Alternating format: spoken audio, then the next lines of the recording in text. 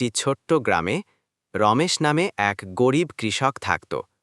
গ্রামটি ছিল সবুজ শ্যামল, তবে রমেশের জীবন ছিল দুঃখ কষ্টে ভরা।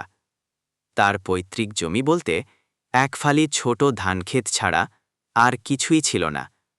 সেই সামান্য জমিতেই তার সংসারের আশা ভরসা টিকে ছিল। রমেশের পরিবার ছিল বড়, বৃদ্ধ মা, স্ত্রী মালা আর দুটি ছোট্ট সন্তান। সংসারের খরচ সামলানো তার পক্ষে প্রায় অসম্ভব হয়ে উঠত। অনেক সময় পরিবারের লোকেরা আধপেটা খেয়েই দিন কাটাত, কিন্তু রমেশ কখনো অভিযোগ করত না।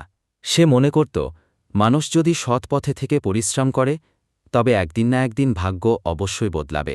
প্রতিদিন ভোরবেলা রমেশ ঘুম থেকে উঠে মাঠে যেত। রোদ, বৃষ্টি, ঝড় কোনো কিছুর তোয়াক্কা করত না। তবুও তার জমিতে ফসল খুব একটা হতো না। কখনো খরায় ধান শুকিয়ে যেত, আবার কখনো অতিরিক্ত বৃষ্টিতে সব ফসল ভেসে যেত। সেই সময় রমেশ খুব হতাশ হয়ে পড়ত, তবুও হাল ছাড়ত না।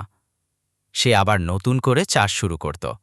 একদিন গ্রামের স্কুলের মাস্টারমশাই তাকে বললেন, রমেশ, শুধু পরিশ্রম করলে হবে না, বুদ্ধি দিয়ে কাজ করতে হয়। এবছর সরকার থেকে কৃষকদের জন্য ভালো মানের বীজ ও সার দেওয়া হবে। রমেশের মনে নতুন আশা জাগল। সে সরকারি অফিসে গিয়ে কিছু বীজ আর সার সংগ্রহ করল।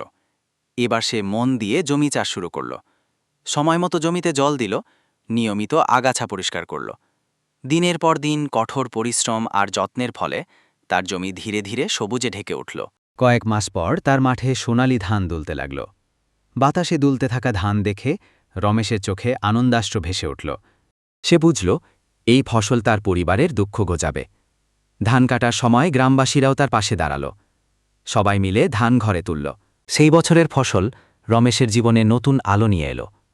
সে শুধু পরিবারের খাওয়ার জোগানই দিল না, কিছু ধান বাজারে বিক্রি করেও কিছু টাকা জমাতে পারল। সেই টাকা দিয়ে সে তার সন্তানের পড়াশোনার খরচ চালাল আর মায়ের চিকিৎসার ব্যবস্থা করল। গ্রামের লোকেরা রমেশকে দেখে শিখল, পরিশ্রম ও ধৈর্য থাকলে দারিদ্র্য একদিন হার মানে। রমেশ প্রমাণ করল যে আশা আর অধ্যবসায় মানুষকে সব বাধা জয় করতে শেখায়।